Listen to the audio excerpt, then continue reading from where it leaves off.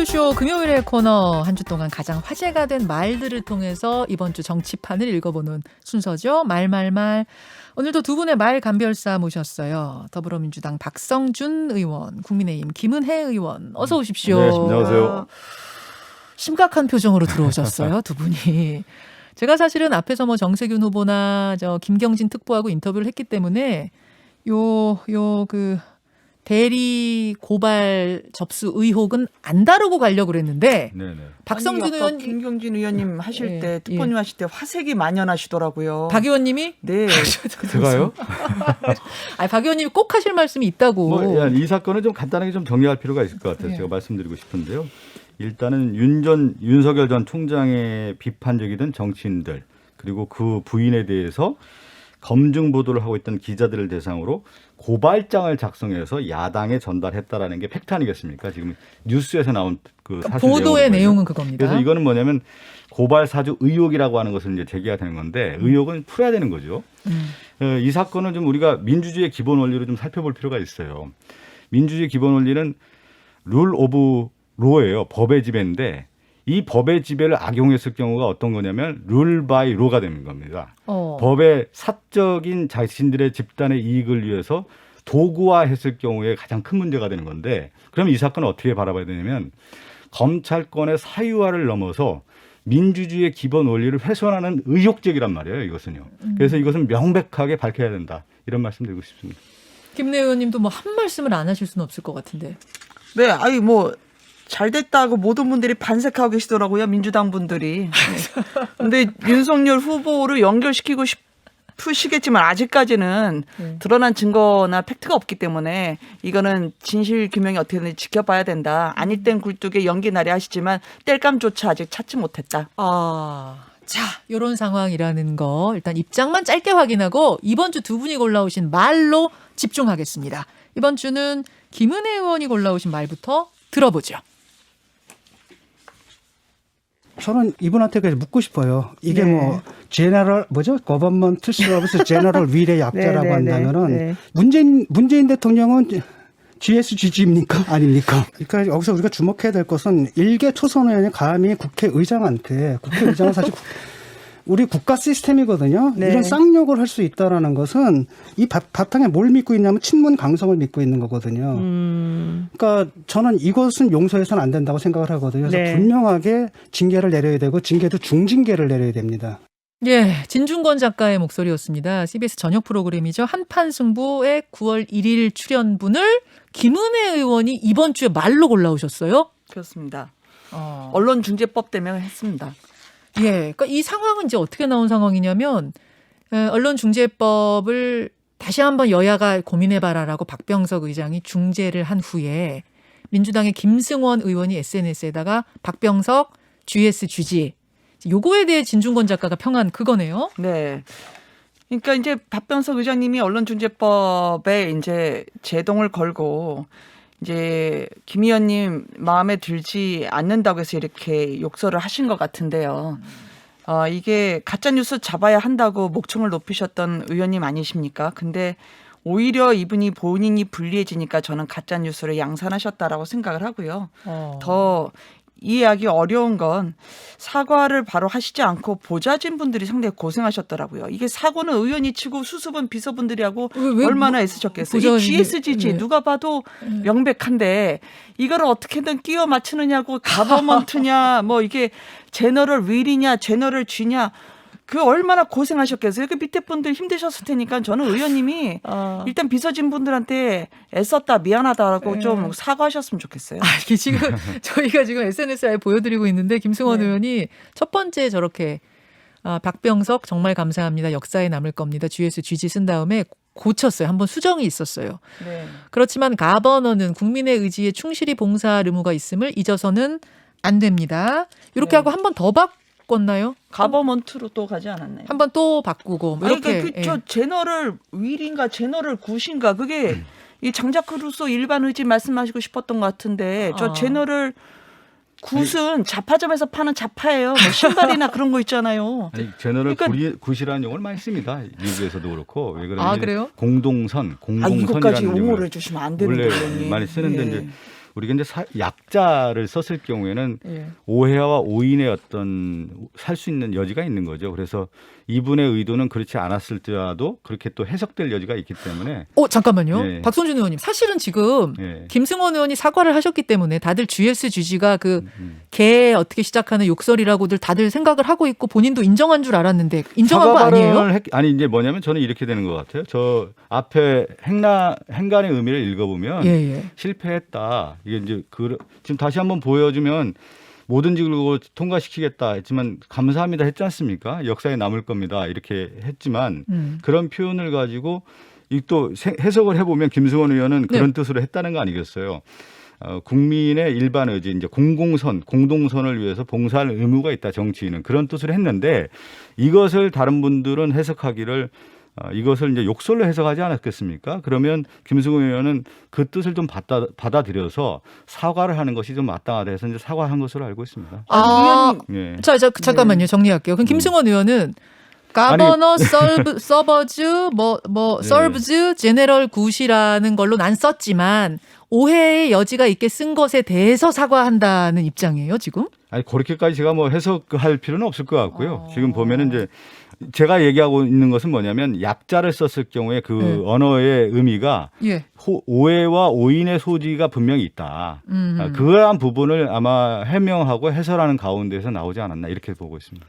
저는 의원님 구해드리고 싶어요. 왜냐하면 여기서 의원님이 그 편으로 저는 그 강으로 들어가시면 안 된다고 생각하거든요. 아니 제가 그런 편을 들어가는 게 아니에요. 오해의 소지가 있었다. 국민을 우롱한 거죠. 이런 궁색한 변명이 어디 있어요. 그리고 GSGG에 대해서 그 자체를 사과하신 건 아니거든요. 저는 이게 국민을 이분이 두려워하시지 않고 친문만 지지자만 두려워하고 계시다고 전 생각을 해요. 지금 이게 똑같은 연장선에 있는 거예요. 김영석 교수한테 말씀하신 것도 이렇고요.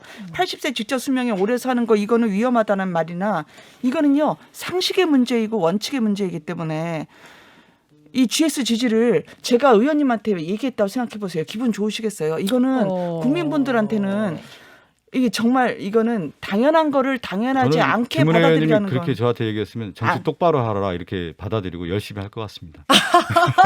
그러니까 이거는 우리가 손바닥으로 하늘 갈 일이 아니라는 거죠. 저는 의원님을 존경하고 양식을 믿기 때문에 의원님은 그 강에서 건지고 싶다니까요.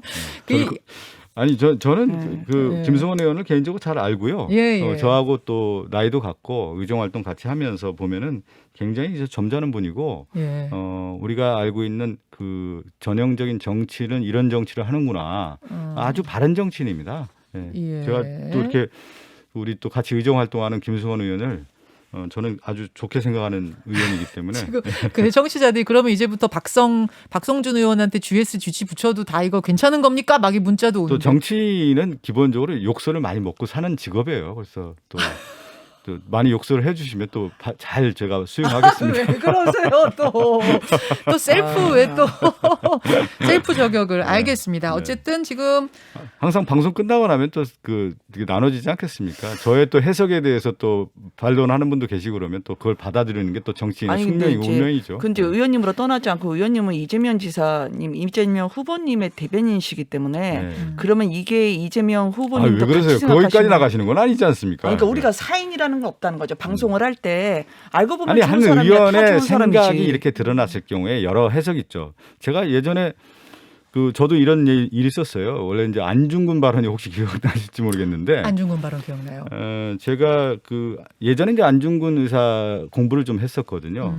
위국 헌신 군인본분이라는 말씀을 제가 드렸었는데 저는 순수한 뜻으로 그렇게 해석을 해서 얘기를 드렸는데 많은 분들이 이것을 안중근과 추미애 장관 아들과 등식화해서 얘기했다라고 하더라고요. 그래서 저는 국민의 뜻이 그렇다고 하면 이것을 받아들여야 되겠다. 그래서 저는 또 사과 발언을 했고 또 그거에 대해서 저는 또 인정을 했습니다. 이런 거예요. 그러니까 자신의 생각과 뜻을 그렇게 펼쳤지만 다른 분들이 거기에 대해서 해석을 그렇게 하고 또 그렇게 받아들였다고 하면 또 정치는 그것을 받아들이는 게 저는 마땅하다고 봅니다.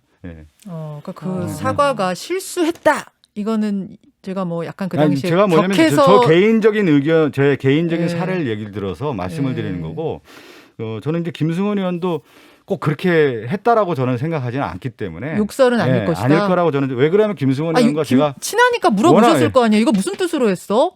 물어보셨을 때 뭐라 그러세요, 김승원? 아니 제가 물어보지는 않았습니다. 안 그러셨어요. 지금 이 상황을 어떻게 처리해야 되느냐를 놓고 일단 정진석 국회 부의장이 많이 화가 나셨더라고요. 그래서 국회 윤리위를 열어서 반드시 징계하겠다 이렇게 얘기하시던데 민주당 입장은 어떻습니까? 지금 이제 일단 사과 발언을 했고요. 또 김수원 의원이 의장님을 뵌 것으로 알고 있는데요. 예. 그래서 일단락된 거 아닙니까? 저는 그렇게 보고 있는데요. 또 의장님도 그렇게 수용한 것으로 알고 있습니다. 윤리위 네. 열어 징계까지 할 상황은 아니다라고. 예, 민주당 안에서 어떤 뭐 조치가 있나요? 그런 혹시? 의견은 없습니다. 없습니까? 예. 김인혜 의원님 이 정도면은 뭐 저는 이건 심각하다고 봅니다. 저는 이 말 자체가 욕이다 아니다라는 문제를 떠나서요. 이거는 상식의 문제이기 때문에 친문 지지자분들이 지금 응원하신다는 거 아니에요? 그렇기 때문에 저는 그 국민이 아닌 친문의 환호에 계속 그 시선을 맞추는 한 우리나라는 모든 게 뒤집히는 그런 절망의 나라로 갈 것이다. 결국 우리가 국민들이 다 아니라고 하는데 양심의 재판에서는 우리가 무죄라고 하는 그런 편협된 운동권의 시각과 뭐가 다릅니까? 내가 맞고 네가 틀려. 잘못 해석한 네가 문제지. 라는 그런 옹졸한 그런 편견 가득한 이 원칙이 이대로 유지돼서는 안 된다고 생각해요. 자, 여러분의 의견은 보내주십시오. 여러분의 의견을 보내주시고 말말말 민주당 박성준 의원, 국민의힘 김은혜 의원과 함께하고 있는 가운데 박성준 의원이 골라오신 이번 주의 말 듣겠습니다. 흉악범들에 대한 강력한 처벌은 국민 모두가 바라는 것이고 또 우리 법 제도 자체가 그렇게 되도록 설계가 되어 있습니다. 그러나 행정의 수반인 대통령이 형사처벌에 관한 이런 사법 집행에 대해서 언급하는 것이 좀 어떻게 보면 두테르테식인데 요 마지막. 어떻게 보면 그게 두테르테식인데 두테르테 필리핀 대통령이 언급이 됐어요. 누구 말이냐면 9월 1일 국민의힘 윤석열 예비후보가 기자의 질문을 받고 답을 한 부분인데요.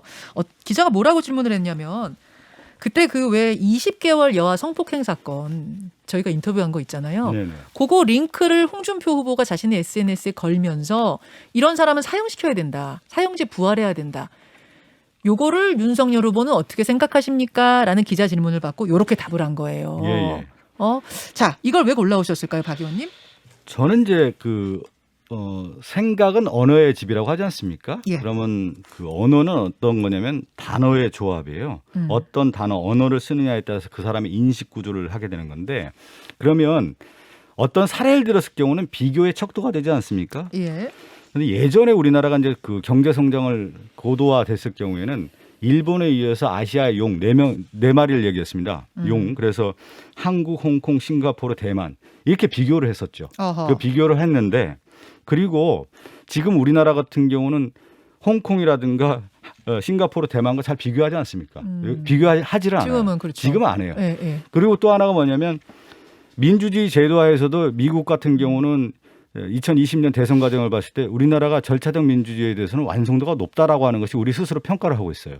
그리고 또 하나는 일본의 코로나 대처를 봤을 경우에 과거에 우리가 일본에 대해서 상당히 비교 우위했다고 생각했지만 지금 상황을 보니까 경제적인 측면이라든가 정치 제도적이라든가 방역의 문제를 봤을 때 우리나라가 일본보다 상당히 우위에 있는 부분들이 많이 있구나라고는 자부심을 갖고 있단 말이에요.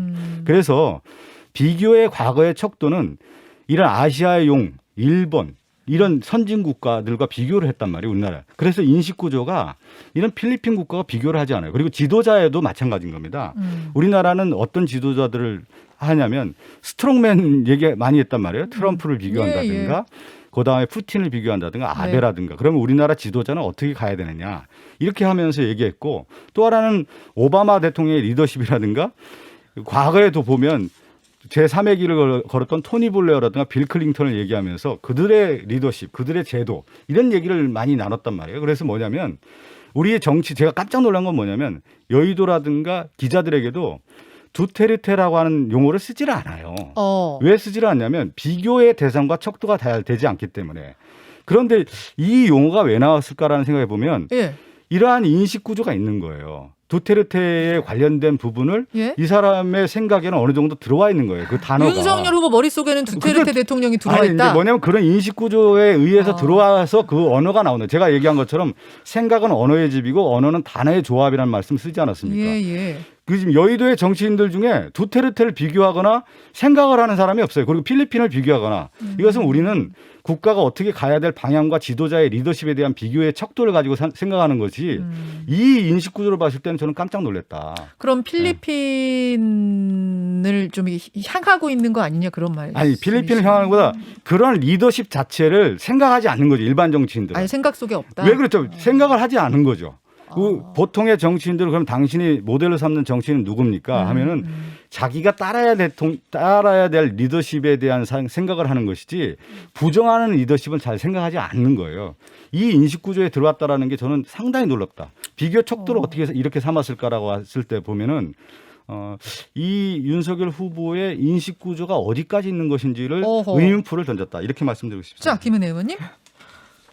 원활한 본인의 사고를 담는 그릇이라는 건 맞죠. 네, 그런데 이런 논쟁으로 들어가기 시작하면 이재명 후보님이 바지 내일일까요? 얘기할 때 그분의 머릿속엔 바지가 있었냐라는 그런 식의 희화화될 수 있기 때문에 저는 우리가 관심법은 조금 이쯤에선 차단을 하는 게 좋을 것 같다.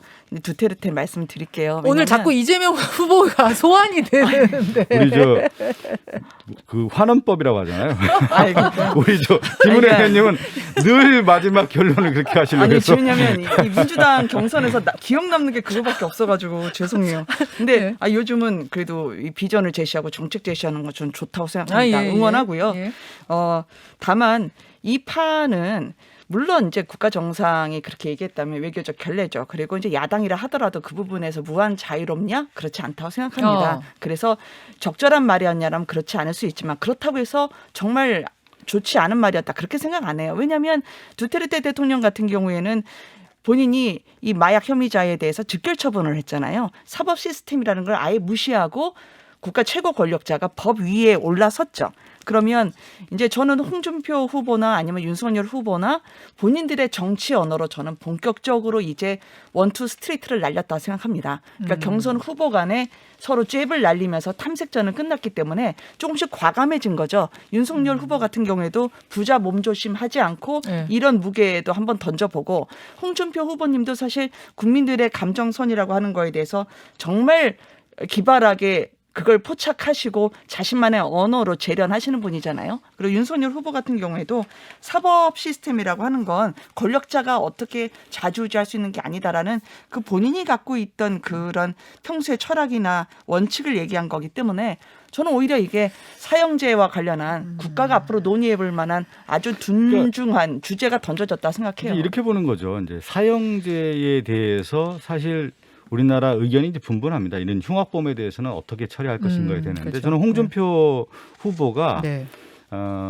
자신의 이러한 그 사형제를 추구해야 된다는 것을 가지고 저는 보수층의 호소력 있는 정책을 제안하는 쪽으로 갔다고 봅니다. 네, 그래서 실제 이제 국민의힘의 경선 과정에서의 지지층을 결집해서 자신의 이제 비교 우위를 삼고자 하는 하나의 어떤 카드로 썼다고 좀 볼 수가 있는데 그런데 네.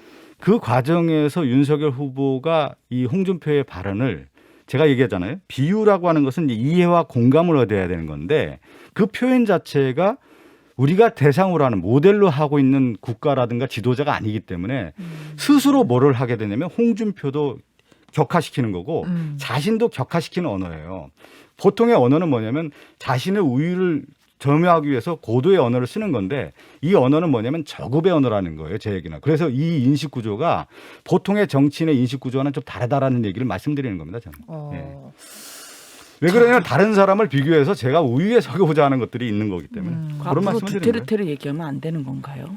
뭐 아니 얘기하는데 그렇게 받아들일 수밖에 없는 거죠. 왜 그러냐면 지금 김은혜 의원님 얘기한 것처럼 홍준표 후보와 윤석열 후보의 이런 두테르테식이라고 하는 발언 자체가 정치인을 하향화시킨다는 얘기예요. 제 얘기. 알겠습니다. 근데 네. 이제 필리핀이란 나라가 네. 필리핀과 그들이 뽑은 두테르테란 대통령이 방식이 그렇다고 해서 반드시 저급하다라고 우리가 단정 짓고 넘어가는 그것은 조금 위험할 수가 있을 아니 것 같아서. 위험한 게 아니라 예, 예. 이건 뭐냐면 우리나라 전 세계적으로 독재 국가와 민주주의 국가라고 예, 하는 예. 것을 구분하지 않습니까? 예. 그러면 민주국가의 표본 모델을 가지고 얘기하는 것이 지금 두테르테식이라고 하는 것은 뭐냐면 윤석열 후보도 그것이 독재 국가이고 절차적 정당성을 확보하지 않은 거란 부분을 얘기하고자 이게 방식을 도입한 거 아니겠습니까? 필리핀은 독재 국가가 아니죠.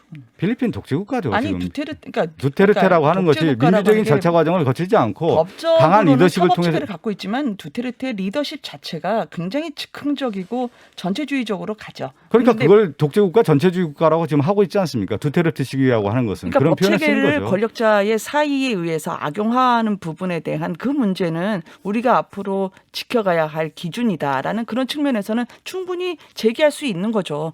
두테르테가 성역은 아니잖아요. 그러니까 그러한 표현을 사형제에 대한 관련된 부분을 우리나라는 그러한 이렇게 표현할 수도 있는 거죠.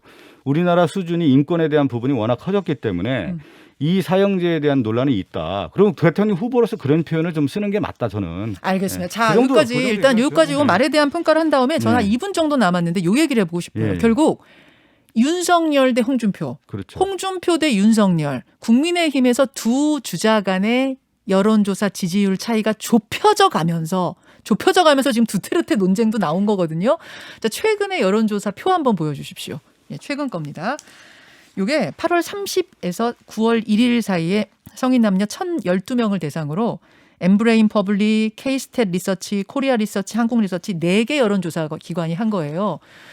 윤석열 22, 홍준표 19, 유승민 10, 안철수 5, 최재형 2, 뭐 이런 식으로 갑니다. 윤석열 대 홍준표 두 분의 차이가 22% 대 19% 차이까지 줄어들었어요. 자, 이건 이제 두 분이 평론가 시점에서 마무리 30초씩 드릴게요. 박성준 의원. 저부터요.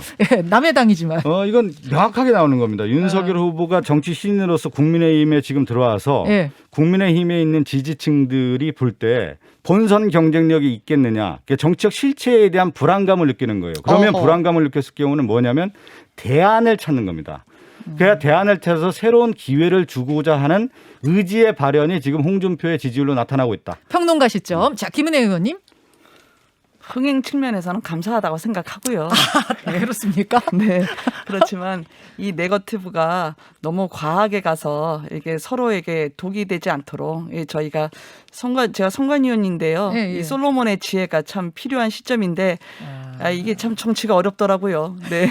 좀 달아오르고 있는 것만은 분명한 것 같아요. 두테르테까지 등장한 국민의힘 상황을 끝으로 두 분과는 인사 나누겠습니다. 민주당 박성준 의원, 국민의힘 김은혜 의원 두 분 고생하셨습니다. 감사합니다. 수고하셨습니다.